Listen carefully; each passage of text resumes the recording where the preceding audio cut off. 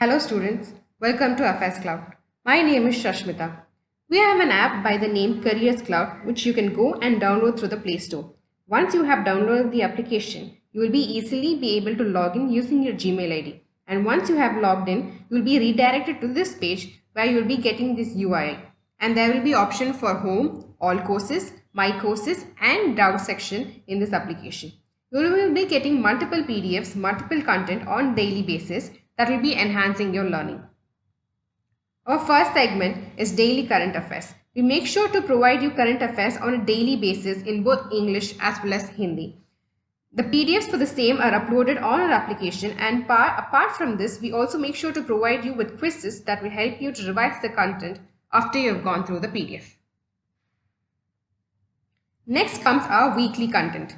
This is also provided in both English as well as Hindi, and here we also make sure to provide you quizzes also of the past week's current affairs that will be enhancing your learning, as it is a compilation of the important topic MCQs questions for the last week. Similarly, we also provide you monthly PDFs which are very important as they provide you insights of various topics, as well as we also make sure to provide you the quizzes of the monthly questions that are very important for learning. Next, we also provide you with important PIB articles on a daily basis so that you can go through these articles and have an insight about the particular topic. Not just this, we also make sure to provide you important events that are happening globally and make sure to give you the right analysis. One of the most important segment of our application is that we make sure to provide you the current exam analysis when you're having exam. We make sure to provide you with the previous year questions, so the students can go through the exam pattern and the syllabus and can prepare the exam accordingly based on the pattern. After the exam, we also make sure to provide you with the exam analysis. Then the students who are preparing for state exams will also be beneficial, as we make sure to provide you with state-wise current affairs for them. Apart from this, we also make sure to cover topic-wise current affairs such as national affairs, government schemes, international affairs, banking and finance, economy and businesses, and MOUs and the committee meetings. All these have been covered on a regular basis. The examiner will definitely ask the question, and these are covered on monthly basis. So friends, do check out our application. It will be a one-stop solution for the learning. Hello students, welcome to our new initiative. Over here, we upload the video on weekly current affairs on banking and finance.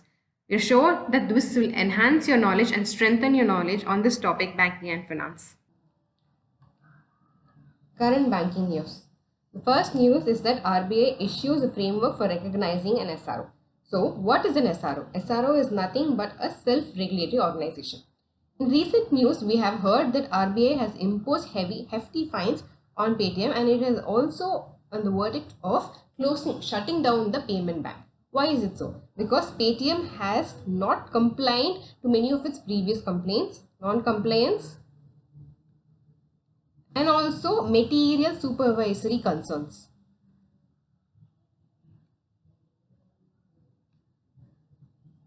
These are the main reasons that made RBI to take this harsh decision on Paytm. So what is it? Because nowadays this is a fintech. Even a fintech or a regulated entity, or a bank or regulated entity, everyone, they're focusing on improving their financial innovation, the market size, attracting the customer, increasing the customer base, but very less time or very less concentration is being given to the regulation part. So, in order to make sure that they also give equal time and comply to all the regulations, this SRO has been established. So, an SRO, it is nothing but is a non-profit or like company which is registered under Section 8 of the Companies Act. It enhances the regulation. See, a regulator, that is RBI, it issues the conditions or the regulations that the regulated entity has to comply. So, SRO ensures that these are met by the regulated entities. It also helps in policy influence and refinement. Next, complementary role. Do not mistake SRO to be a substitute for a regulator, but it is a complementary. See, this is a regulator. This is regulatory entities. Now this SRO functions in between them. This regulator lays certain conditions, rules, regulations that has to be followed by the regulated entities. Now, this SRO, it establishes a standard and a code of conduct dependent on this condition. These conditions are the base, and on this base, this standard and the code of conduct is established by the SRO, and it frames necessary practices, standards, or codes within the regulatory framework, which is prescribed by the RBI, and ensures that the members they voluntarily adopt these best practices and standards. So it is not a substitute but a complement to the existing regulatory framework. Now, so recently there was an SRO that has been established, that is nothing but the National Urban Cooperative Finance and Development Corporation. It received a certificate of registration from RBI as an SRO for the cooperative banking sector. See, there is a SRO for different sectors, for commercial banks, for fintech, and this is for cooperative bank. So for different sectors, different SROs are there. So this SRO is for cooperative banking. So it plans to raise, what does it plan? It plans to raise the capital to reach 300 crores. It also plans to develop a shared technology platform so that it can improve the services and also reduce the cost. So this is the example of a recently established SRO. Now, what does this framework has to do? Now, this framework, it will lay certain general standards like objectives, responsibilities of the SRO, and if you want to become an SRO, if a company or an NGO wants to become an SRO, what is the eligibility and the governance that has to follow? Now, there are already certain SROs that are been existing. So, they will follow the terms and conditions that was issued when they were created. So, in case in future, they will be intimated that whether unless this framework is specifically extended to such SROs, they don't have to follow this framework. They just have to comply to the terms and conditions that were mentioned when they were formed. But if they specifically extend this framework to the existing SRO, then they have to start following this framework as well. Now, what are the highlights from the framework? So, this SRO, they have to submit the annual report from 3 months of completion of accounting year. So, this accounting year completes in March 31st. So, they have to submit in April, May, June.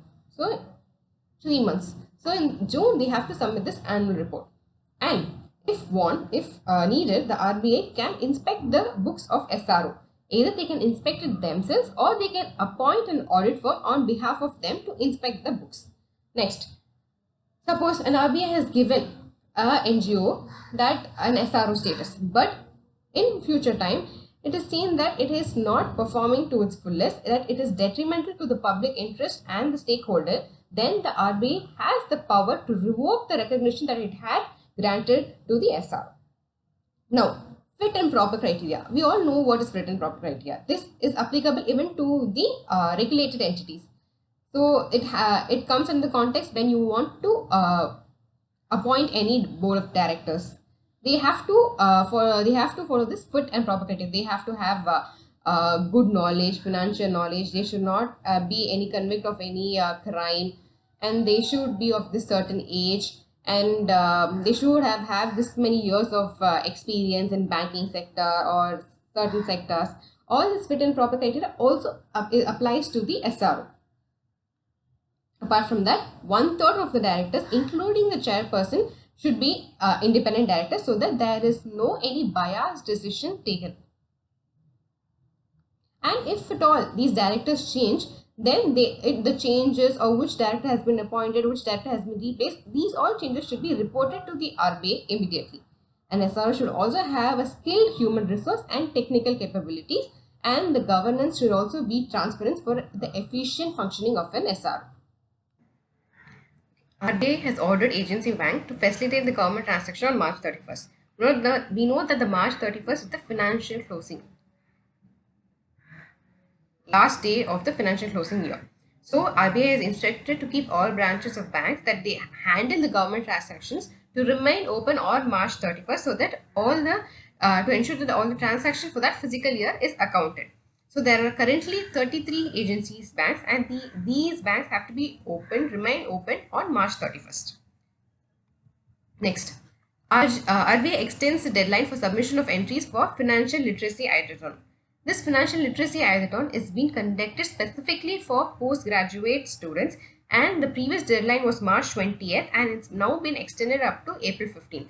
So before April 15th, they can submit their entries either online or via post. This is specifically for financial education literacy purpose. So the first prize will be 1 lakh, second 75,000 and third prize is 50,000. Next, Multi-Commodity Exchange and Jakarta Exchange. This is from Indonesia. They have signed an MOU. So what is it? What is the MOU? It is to increase the knowledge sharing, also research, education, training, all this purpose to enhance and collaborate and bolster this MOU has been signed. So MCX is nothing but the India's first listed national level electronic exchange and the leading exchange in commodity derivatives. We know that there is BSE, NSE, National Stock Exchange. Here we know that the stocks gets traded. Stocks are nothing but shares of many companies that's been traded on this. But in multi-commodity exchange, the commodities like say silver, copper, even agricultural products, all these commodities get traded in MCX. Next, JFX, it is the first future exchange in Indonesia. So there is an MOU signed between these two exchanges. The managing director and the CEO of MCX is PS Reddy, and in case of JFX is Stephens Paulis Limited. Now, Federal Bank and National Payment Corporation, they have joined to introduce RuPay Smart Key Chain that is named as FlashPay. Now, FlashPay is nothing but it's similar to Tap and Pay. It works on the near field communication where there's no touch required. So it is a contactless national common mobility card. Which payment which is useful at the enabled metro station and point of sales. See, with just tap you can pay up to 5,000. No PIN is required. If you want to pay more than 5,000, then a PIN is required, and the daily limit for this card is 1 lakh at a POS terminal. Now, the MD and CEO of Federal Bank is Shyam Srinivas. The headquarters is in Aluva, Kerala, and tagline is Your Perfect Banking Partner. NPC and National Payment Corporation India CEO is Dilip Asbe, and the headquarters is in Mumbai. Now, India is expected to grow between 6.5 to 7%. Many organizations have stated that between this percentage, India is expected to grow. So this is according to the report which is released by the Department of Economic Affairs and Ministry of Finance, and it's called as Monthly Economic Review Report. So the retail inflation remains stable. Retail inflation target according to RBI is 4 or plus or minus 2%. So it is stable and it is within target. And the report also mentioned that the overall core inflation is declining due to strong domestic growth and stable commodity prices. So what is core inflation? Core inflation is nothing but inflation minus food and energy. So why is this minus? Because these are highly fluctuating. So these are minus to get the core inflation. Now there is a decreasing merchandise trade deficit. So what is trade deficit and what is merchandise? Merchandise is nothing but when you trade goods, import and export of goods. So what does deficit mean? When the import is more than the export, then we call the trade as a deficit. So what it means that the deficit, this difference, import minus export difference is been reducing. That's what this means. And as increasing net services receipt. So what are services? Banking or software or insurance. All these are services. So what they're saying is increasing net services receipt. So we're getting more money on this services receipt, and due to this the current account balance is also improving. Next is that the inclusion of Indian bonds in Bloomberg index. We know that already our bond is being listed in JP Morgan index. When a bond is being Indian bond is being listed, then there will be a lot of investment from, that is the foreign investment. So when our bonds get invested in Bloomberg, then we can expect a lot of foreign investments pushing or coming into India.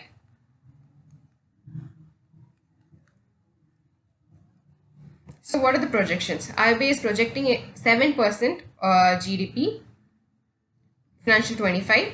and Government of India 7%, and Ministry of Statistics and Program Implementation, they have revised it from 7.6 to 7.3 for the financial year 24. So IRDA has approved 8 regulations for the insurance products. Let us see it one by one. The first one is regarding the rural and the social sector.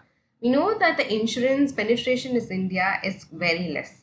So in case of rural, it is even more lesser when compared to the urban. In order to improve the insurance penetration in rural, now it ensures that minimum business commitment is laid in the rural social sector and plus motor third party sectors. So how do you measure the rural obligations? The rural obligations are measured by the Gram Panchayat, and it also ensures that the social sector coverage is extended to the scheme holders and the beneficiaries. And one more thing that has been merged is the measuring the motor third party obligations by the insurance renewals for which carry vehicles, passenger carrying vehicles and the tractors. Second, Bima Sugam. It is nothing but a digital public infrastructure, just like any Aadhaar or UPI. So what it here is that it in order to make the insurance process seamless, this is planning to get introduced. So it is nothing but an insurance electronic marketplace. It is an online marketplace for the insurance offering both. It offers both life and non-life policies from various companies. So right from the purchase of the policies to renewals, claims, even grievance redressal, everything can be done on this portal by the policy holders. So it does not involve any paperwork or physical documents like any traditional method. And this Bima Sugam digitizes the entire insurance process, which is very much required in today's era. Now, registration capital structure. This combines 7 regulations into one. This is to ensure that the insurance sector is booming, is boosting in our country. So this simplifies the process like insurance registration when 2 insurance companies wants to combine so that they can survive, or so that they increase the customer base. To simplify that process, for stock exchange listing, for example, if you see LIC has been listed on the stock. So for all these process, in order to simplify them, help them save their time or boost them focus in the business, this amalgamation, this regulations has been combined into one. Next, corporate governance.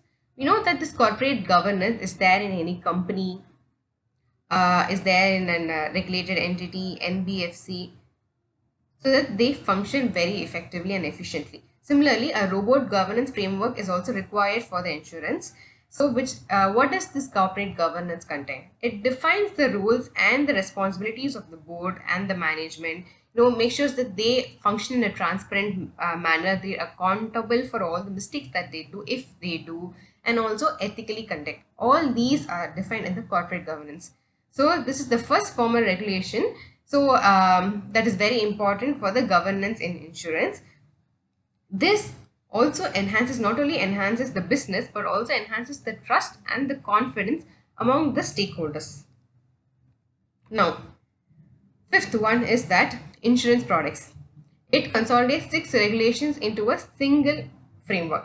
So what is this? It aims at enabling insurance to swiftly adapt to market demands. We know that the world is changing every day. So first, if you remember, if you have availed any insurance, say you have availed some health insurance and you've been admitted in a hospital. So first you pay the bill and then you reimburse it from the insurer. That's how it used to work initially. Next came the cashless system, where you will be given a card of that insurance company and you can directly swipe it and directly it gets paid, where your money is not involved. Now, another thing is that IRDA has stated that it wants to include Ayush also under the insurance coverage. So Ayush is nothing but the Ayurveda, Unani, all these traditional type of medications. This should also be included in insurance coverage from April 1st, 2024. This is what IRDAI has instructed. So it encourages the development of innovative insurance products catering to the societal segments. Next, registration and operation of foreign reinsurance branches It merges two regulations. It aims to systematically develop the reinsurance sector. Now, what is reinsurance sector? Say insurance A has insured a n number of companies, n number of houses against any fire damage or any collateral damage.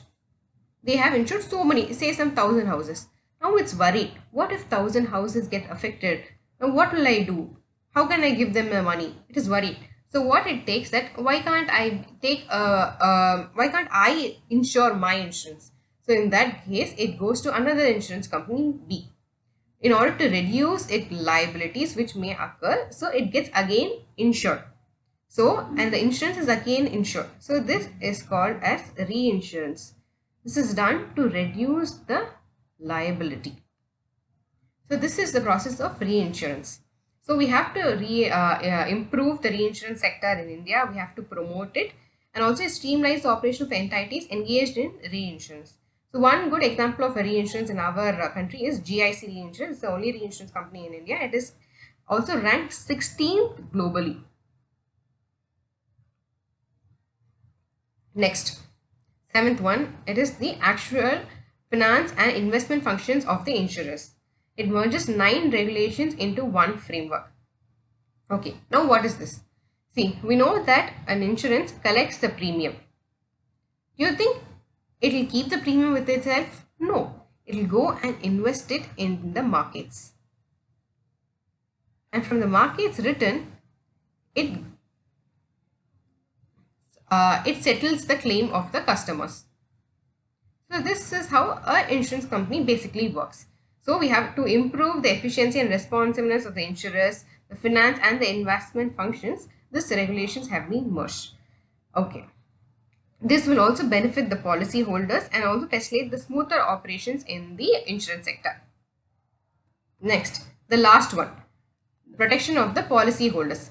Now we have seen a lot, n number of complaints against the insurance where the customers tell that I have not been informed that for this purpose I cannot claim my insurance amount. I have not been informed that my insurance, the premium amount increases as my age increases. All these complaints have been raised by the customers. So to ensure fair treatment of the prospects during policy sale, these regulations have been combined into one cohesive framework. And also nowadays, there are a lot of outsourcing activities. We have seen a lot of bank insurance. So where the insurance company, they tie up with the bank. And sometimes the banks sell these insurance products even in the absence of the insurance person. So the bank, they themselves sell it to the customers. So in that case, there are many issues that are happening with the policyholders where they are not known many facts. So in order to protect their interest and also to enhance in growing of the insurance, these regulations have been combined into one framework. Now the Galaxy Health and the Alir Insurance, they have been offered the health insurance status in the India. So they have granted the certificate of registration to a new health insurer. So currently there are 7 health insurance in our India. So the headquarters of IRDA is in Hyderabad, and the chairperson of the IRDA is Debashish Pandey. The Security Exchange Board of India has instructed the Association of Mutual Funds in India to halt inflows into the overseas exchange trade funds. Now, what is ETF? ETF is a basket of securities that trades on an exchange just like a stock does. Now, ETF, say as the share of Infosys, Wipro, MRF. Now, this entire share will be present in the ETF but not as a whole but a part of it. So, this ETF will have a part of Infosys, maybe 1/5, and Wipro maybe 1/6, and MRF maybe half of it. So, this a part of many shares is ETF. So ETF is a basket of securities that trade on an exchange just like stock. But there is a difference between ETF and mutual fund. ETF share fluctuates. Price fluctuates all day, as you can buy an ETF, you can sell it immediately on the stock exchanges. But in case of mutual fund, it only trades once in a day after the market close. So this is the main difference between an ETF and a mutual fund. Now, what are overseas ETF? They will contain stocks of non-Indian companies. So this is called as an overseas ETF. Now, this inflow into this overseas ETF is only be halted. It is because, see, India's mutual fund industry offers two overseas investments. One is direct, the other is the foreign managed ETF. So direct, which means that there is an overall industry level limit of 7 billion for investment into overseas mutual fund and additionally 1 billion into the foreign ETF. So now as per RBI, we have clearly come to near exhaustion. That is, we have almost about to cross this limit of 1 billion, and that is why now the SEBI is halting this inflow into the overseas exchange ETF. Now, this limit of 7 billion that we just saw and the 1 billion for the ETF, it has been set in 2007-8 and it is not being revised despite India's foreign reserves being doubled. Now, so about SEBI, if you see the chairperson is Madhabi Puri-Buch and the headquarters is Mumbai. It was first constituted as a non-statutory body in 1988 and then established as a statutory body in 1992. Now, brand finance. As a recent report that is named as Insurance 100 2004, which is released by the Brand Finance Company, and it has stated that India's life insurance company has emerged as the world's strongest insurance brand. It's not just India's but world's strongest insurance brand. Isn't that a very proud factor? So the brand value of this LIC is 9.8 billion. The brand strength index score is 88.3 and the rating is AAA. So after that, second strongest is Taiwan-based Cathay Life Insurance and third largest is Australia-based NRMA Insurance. Apart from the strongest insurance, it has also released index of the most valuable insurance brand, and in that China's Ping An continues to be the first place for 6 continuous years. And following it, Germany's Allianz comes in the second place and China Life Insurance comes in the third place. In this most valuable insurance brand, LIC holds 18th place. Besides LIC, SBI in the strongest, in the strongest, yes. In the strongest, besides LIC, SBI Life Insurance has also made it to the top 10. It holds the 6th position and the score is 85.9. Now, Brand Finance, it has also compiled the Sustainability Perception Index. What is sustainability? So ensure that if you're performing any business, you don't affect the environment around you. You don't perform a business where you deteriorate the environment. You should make sure that the environment should be made available even to our future generation. This is what is sustainability. So the sustainability perceptibility value reflects the financial value associated with the brand's reputation for sustainability. So they have assigned a value to this sustainability in that Allianz secures the highest SPV of 3.7 billion, showcasing that it has a high commitment to the environmental social governance. So this is very important in today's era. Now, as per the 18th Global 500 2024 annual report by the Brand Finance, Indian billion Mukesh Ambani led Reliance Jio, it continues to be the top and the strongest brand. Now, so IRDAI releases the domestic systemically important insurance. Just like for banks, we have domestic systemically important banks. Same way, even for insurance there are. And there are 3. LIC, General Insurance Reinsurance Company and New India Assurance. These were the DSI even last year. And they are continuing to be the same even this year. So what are these DSIs? These are insurance which are considered to be too big to fail or too important to fail because they have a huge market size, market significance and interconnectedness. Even if one fails and due to this interconnectedness, others can also get affected. That is why additional regulatory measures is required to monitor them, enhanced corporate governance and comprehensive risk management framework for these special DSIs. Now, alternative investment funds. Now, what are these alternative investment funds? These are quite similar to this mutual funds. Mutual funds, they have a pool of securities and many people come and invest in this mutual funds. Similarly, AIF is also like that only. So, AIF is, if you see, is a special investment category that differs from the conventional investment instrument. So, how does it differ? It is because it is privately pooled fund. Like just like you and me, we cannot go and invest in AIF, but we can go and invest in mutual funds. So only institutions and high net individuals can invest in alternate investment funds. So this is the main difference between AIF and mutual funds.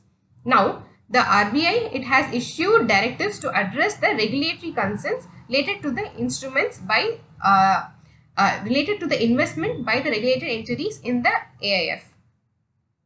So, we know that the regulated entities, they receive deposits from the customers, and from these deposits they lend it to the borrowers. Apart from that, they also make investments.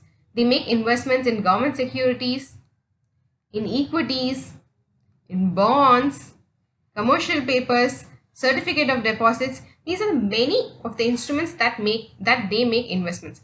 In that, AIF is one among the investments. So now what has RBI instructed is that, now suppose a bank B has invested in an AIF. Now this AIF has many companies and one among it is company C. Now this company C has borrowed money from bank B. So this is a borrower from bank A. So the RBI is telling that you have to, if the banks or the NBFCs had such investments in AIFs which has the borrower companies listed in it in AIF, then they were given 30 days to liquidate their holdings or make 100% provision. So if you have invested in AIF and this has invested in C, company C, then a part of money is invested in company C, then either you have to liquidate it within 30 days or make 100% provision against this. Suppose you have invested 1000 rupees in AIF. Then the amount in this 1000 can be separated, can be placed or can be invested in different companies, and around 10 rupees has been placed or invested in company C. Then this bank should either liquidate this 10 rupees or it should make a provision of 10 rupees, that is 100%. It is also clearly stated that the provision should be required only to the extent of RE's investment in the AIF scheme, which will be invested by the AIF in the debtors company and not the entire investment in AIF. Because see, so as I told you, the 1000 rupees is invested in AIF, but in that 1000 only 10 rupees is invested in company C. So if you make the provision for this 10 rupees, it is enough, and you are not required to make provision for this entire 1000 rupees. That is what is being stated here. And it is also said that this is only required where you invest it directly into the AIF. See, the scope of the directive does not include the investment by the RE in the AIF through the intermediary such as fund of funds. Now, what is fund of funds? Fund of funds are nothing but they invest in AIF, and these AIF invest in portfolio investment. So, they invest in other mutual funds and they do not have an investment portfolio. So, in this case, you don't have to make any provisions or you don't have to liquidate it.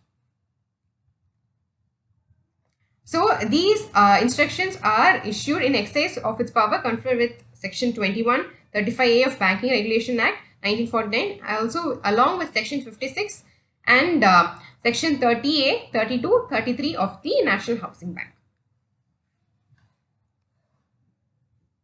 Now, the last news is Innovative Payment and Concerto Software. They get RBI Payment Aggregator license.